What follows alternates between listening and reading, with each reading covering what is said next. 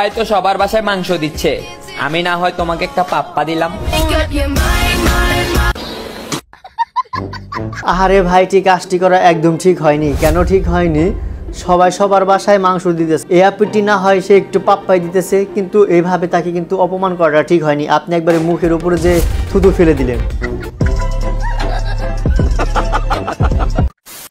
এবার আসো ম্যাম, আপনাকে দেখবো না ক্লাস করবো বুঝতে পারছি না। দেখো, তুমি যদি আমার দিকে তাকাও তাহলে তোমার কান দিয়েও তো তুমি আমি কি বলছি তা শুনতে পারছো, তাই না?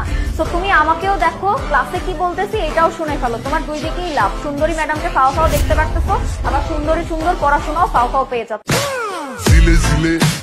আপুটি লাইভ ক্লাস নিতেছে, এক ছেলে কমেন্ট করেছে যে আপু আপনাকে দেখবো নাকি ক্লাস করব। এই আপুটি বলল যে আমাকে দেখো ক্লাসও করো, ফাও তোমার আমাকেও দেখা হইতেছে, ফ্রিতে তোমার অনেক কিছু শেখা হইতেছে। যাই হোক, এই আপুটিকে যেভাবে প্রশ্ন করেছিলেন এই আপুটি কিন্তু সঠিকভাবে উত্তরও দিয়ে দিয়েছেন। অনেককে শুনতে দেখেছে এই ছাত্রলীগ নাকি বেকার তৈরির কারখানা, এইসব কথা মিথ্যা, এইসব কথা বানোয়াল। কারণ আজকে দেখেন একজন দৈনিক শ্রমিকের দৈনিক ইনকাম হচ্ছে কি কমপক্ষে ন্যূনতম 500 থেকে 1000 টাকা। সেই জায়গাতে আপনি একটি ছাত্রলীগের কর্মীকে যদি আপনি 5 টাকার সিঙ্গারা আর 30 টাকার একটা কুক খাওয়ান, তাহলে সারাদিন আপনি কাজ করাতে পারবেন। সে আপনার পিছনে কুত্তার মতো গেউ গেউ করে আপনার যা বলবেন আপনি সে তাই করবে। এইরকম মনে করেন নৈতিক, তারপরে কঠোর পরিশ্রমী কর্মী কি এই বাজারে পাওয়া যাবে? তাই আমরা তাদেরকে ধন্যবাদ দেওয়া উচিত।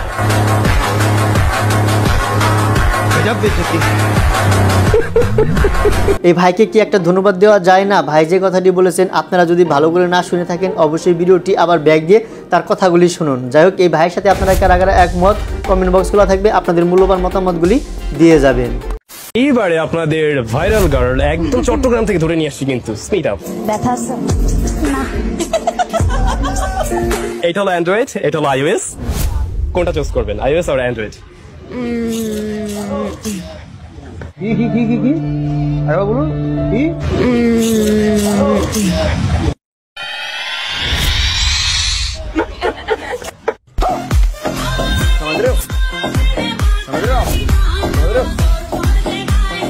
এইবার আপনাদেরকে ভাইরাল গার্ল যে জিনিসটা দেখাইলো, আসলে সেটা দেখার জন্য আমরা কখনোই প্রস্তুত ছিলাম না। আসলে শ্যামজন ভাই তাকে প্রশ্ন করেছে এবং কি তাকে কিন্তু অলরেডি চট্টগ্রাম থেকে ঢাকায় ধরে নিয়ে এসেছে একটা টেকনোর প্রোগ্রামে মেবি। যাই হোক, সেই প্রোগ্রামে কিন্তু তাকে কোশ্চেন করা হয়েছিল যে আপনি আইওএসে চান নাকি অ্যান্ড্রয়েড ফোন চান। তো স্মিতা আপু যেভাবে তার আঙ্গুলটি ধরেছে, আসলে আমরা এটা দেখার জন্য কখনোই প্রস্তুত ছিলাম না। না বলো কি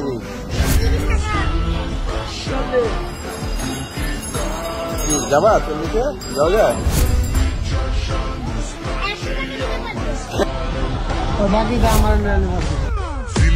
ছোট্ট মেয়েটির কথাগুলি আপনারা শুনতে পেয়েছেন। একজন রিক্সা চালক সে কিন্তু বলেছে আমি 50 টাকা হলে যাব, এবং কি এই ছোট্ট মেয়েটি বলল যে আপনি কি 30 টাকায় যাবেন? তখন রিক্সাওয়ালা বলল যে আমি 40 টাকা হলে যাব। তখন এই ছোট্ট মেয়েটি বলল যে তার বাবা না গার্জিয়ান যে ভিডিও করতেছিল সে কিন্তু বলল যে তুমি কি 40 টাকায় যাবা? তখন ছোট্ট মেয়েটি বলল যে আমি 100 টাকা দিতে পারবো।